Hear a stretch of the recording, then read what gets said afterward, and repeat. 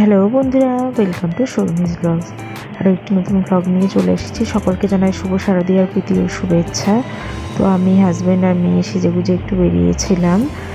তারপরে আজকে মঙ্গলবার যেহেতু পুজো দিতে গেছিলাম মন্দিরে, হনুমানজি মন্দিরে, তো সেখানে আর ভিডিও করা হয়নি। তারপরে একটু ঘুরে টুরে হাজব্যান্ড বললো চলো কিছু খাওয়া দাওয়া করি। তো অনেকদিন ইচ্ছা ছিল ডিবাপিতে যাব, আমাদের এদিকটায় ডিবাপি হয়েছে অনেক দিনই, কিন্তু যাওয়া হয়নি। তো গেছিলাম সেখানে গিয়ে, যাই হোক ভিতরে একটু ভিডিও করে নিচ্ছিলাম, যেহেতু যাইনি কখনো। পুরোনোটাই গেছি আমি একবার, হাজব্যান্ড কোনোটাতেই যায়নি, পুরোনোটাও না নতুনটাও না। তো যাই হোক নতুনটাই গেছিলাম আমরা। তো ঢুকেই দেখতে পেলাম চারিদিকে বেশ লোকজন আছে, ভালোই ভিড় ছিল। আমরা যাওয়ার পর আরও একটু ভিড় হচ্ছিল, যেহেতু রাত্রি তখন প্রায় 9:30 মতো বাজে। তো যাই হোক ঢুকে গেলাম, ঢুকে গিয়ে একটা বসার জায়গা দেখে তারপরে ওখানে ফার্স্টে কাউন্টারে গিয়ে আগে খাবার অর্ডার দিতে হতো। তো এই তো মেনু কার্ড দেখতে পাচ্ছেন, এটা দেখে খাবার অর্ডার দিয়ে দিয়েছিলাম।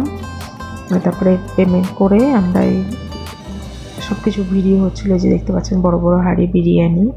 তো আমরা কী কী অর্ডার দিয়েছি আপনারা সামনে দেখতেই পাবেন। তো আপনারা কে কী করলেন পুজোতে আমাকে জানাবেন, আজকে কোথাও বেরিয়েছিলেন কিনা সেটাও জানাবেন। তো আজকে পঞ্চমী বলবো না ষষ্ঠী কিছুই বুঝতে পারছি না। তো আপনারা যেটাই হোক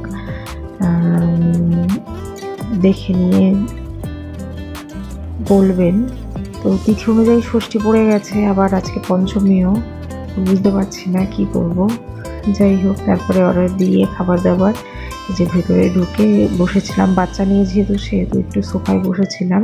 বেশ কিছুক্ষণ ওয়েট করার পরে আমাদের খাবার চলে আসে। এখানে একটা মাটন বিরিয়ানি অর্ডার দিয়েছিলাম, আর ছিল আলু বিরিয়ানি। তো এই যে দেখতে পাচ্ছেন মাটন বিরিয়ানিটা সবেই হাঁড়ি থেকে নামিয়েছে।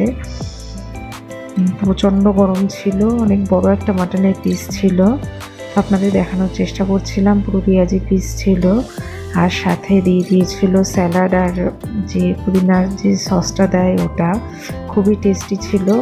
আমার কাছে বিরিয়ানিটা খুবই ভালো লেগেছে, কারণ খুবই হালকা ছিল, সেন্ট খুবই কম ছিল, তো যার জন্য আমার খুব ভালো লেগেছে। আর ছিল সাথে ওদের খুবই ফেমাস মাটন লিভার কষা অর্ডার দিয়ে দিয়েছিলাম।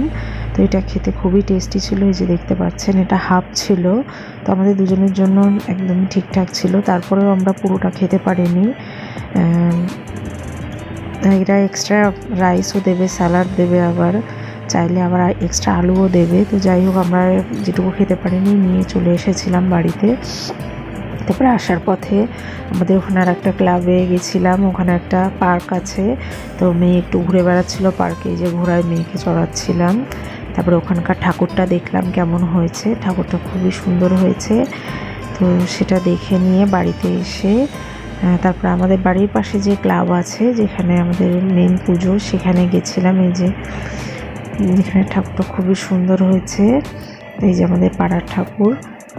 তো ওখানে গিয়ে একটু ভিডিও করলাম, করে নিয়ে ফটো তুললাম, তুলে নিয়ে বাড়ি চলে এসেছি, যেহেতু অনেকটা রাত হয়ে গেছিলো। তো আপনাদের ভিডিওটি ভালো লাগলে লাইক কমেন্ট শেয়ার করবেন, চ্যানেলে সাবস্ক্রাইব করতে ভুলবেন না, ফেসবুক ফলো করতে। সকলকে জানাই আবারও শুভ শারদীয়া, ভালোভাবে পুজো কাটান ফ্যামিলির সাথে। ধন্যবাদ।